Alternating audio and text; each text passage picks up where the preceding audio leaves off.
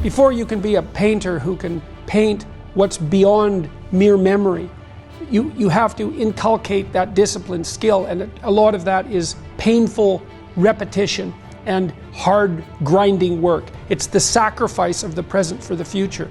The problem isn't that people aren't willing to make sacrifices. The problem is that you're not sure if you're making the right sacrifice or not. So at the age of 18, I knew that I was not going to be stopped. This was my life. Rise and shine, it's Entspresso time. I wake up every morning. Espresso keep me going. I wake up every morning. Hey, it's Evan Carmichael, and this channel was created to help you overcome the #1 challenge that is holding you back, a lack of belief in yourself. You watch these videos because you know there's something more inside you too. You have Michael Jordan level talent at something. So let's start your day off right together. Grab your coffee and sip on today's message from Jordan Peterson. Also, if you want to have more confidence, check out my 254 series. They're free. The link to join are in the description below. If you're going to speak effectively, you have to know way more than you're talking about. Before you can be a painter who can paint what's beyond mere memory, you have to inculcate that discipline skill, and a lot of that is painful repetition and hard grinding work. It's the sacrifice of the present for the future. But once you manage that, then things open up. And virtually everything you learn of value is like that's very, very, very difficult to learn to write. And there's arbitrary rules that you have to follow and bind yourself to.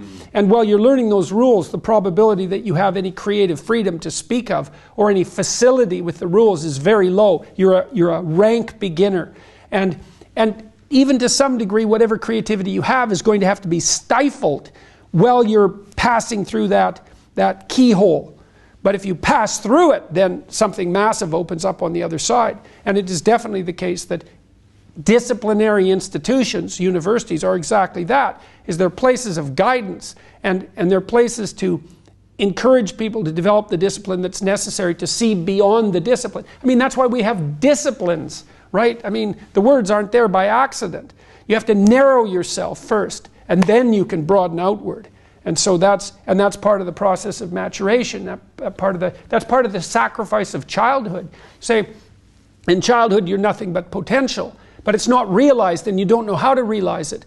And so then the question is, well, how do you get to a point where you realize the potential? And the answer is, you sacrifice almost all of it to a single direction. This is Nietzsche's commentary on the Catholic Church. He's a great admirer of the Catholic Church, despite the fact that he was also a radical critic of Christianity. He said, the thing about the Catholic Church is that it forced everything to be interpreted within a single explanatory framework.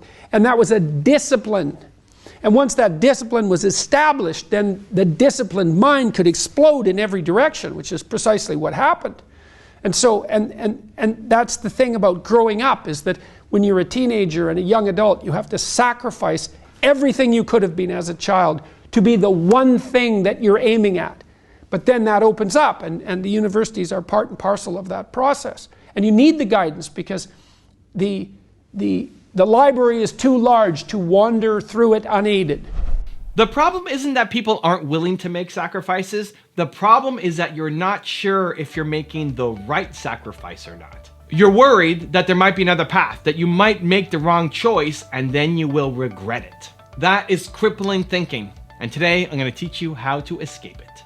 Knowing what decision you should make is actually not that difficult. Having the courage to go off and do it is a different story, because chances are whatever you want to do will require courage, is going to be outside your comfort zone, is not what you went to school for, is not what your parents or your friends want you to do. It's something totally wild and different, and we often come up with really logical reasons why we can't do it. But finding the path to making the right choice is not that difficult. I'm going to give you a 3-step process that will help. Number 1 is understand that you are built to serve. It's the name of my new book, Built to Serve. You can pick it up. You can pre-order it right now, evancarmichael.com/book. Go check it out. Go get it. But you are built to serve. You want to help other people. So in terms of making decisions, you want to do things that will serve other people. Serving others is hardwired into us. They did fMRI scans of the brain, And when you help other people, it hits the same part of your brain as food and sex. More than receiving, more than getting gifts, is helping others, serving others, being of use. You want to wake up every day and feel like the work you do matters, that you're having an impact. We all want to go off and have an impact. You are built to serve. And so already in your decision making, does it serve somebody else? Does it help other people in some way? If it's yes, you're making progress. In the book, I go through a 3-step process: who, why, how. So who, your one word, most important core value. What do you stand for? Who are you? You have one word that is more important than all the others. So belief is my most important core value. And so already the decisions that I make are through the lens of belief. This video is about belief. I hope it's my intention. I may not always execute on it as best as I can, but it's always my intention. And so if you understand what your one word is, then it allows you to make your decision-making process a lot cleaner, a lot simpler, a lot easier. Next is your why. Your purpose comes from your pain. Your why comes from your pain. The thing that you want to help and serve other people with, the problem that you want to solve, is the same problem that you went through. The people who you will love serving are the people who are currently struggling with the thing that you struggled with. Your purpose comes from your pain. And so whatever was the most painful moment in your life, the moment where you felt the lowest, the worst, the most worthless as a human being, your purpose for the rest of your life is to help other people who currently feel that way. So think about who you used to be, who you were 5 years ago, whenever you were struggling the most. There's lots of people who currently are like you used to be. You want to go serve them. And then the how becomes, how did you get through it? How did you get out of that problem? You may not even be fully out of the problem. Whatever you struggled and suffered with, you're not done. You're still growing, you're still learning, you're still improving. You're still climbing that staircase, of knowledge and growth. But every time you take a step up on the staircase, you can reach back and pull somebody else up. One more step, one more step. The more you learn and grow, the more you can pull people up with you. And so however you got out of the hole, even though you're not done, you're better than you used to be. There's lots of people who currently are who you used to be. And so however you got out becomes a recipe to teach other people as well. And so that's the first part. You're built to serve. You go through the who, why, how process, and you can figure out with a lot more clarity the decisions that you need to take in your life. Number 2 is understanding that you want to make big decisions in your life with your heart and the small ones with your head.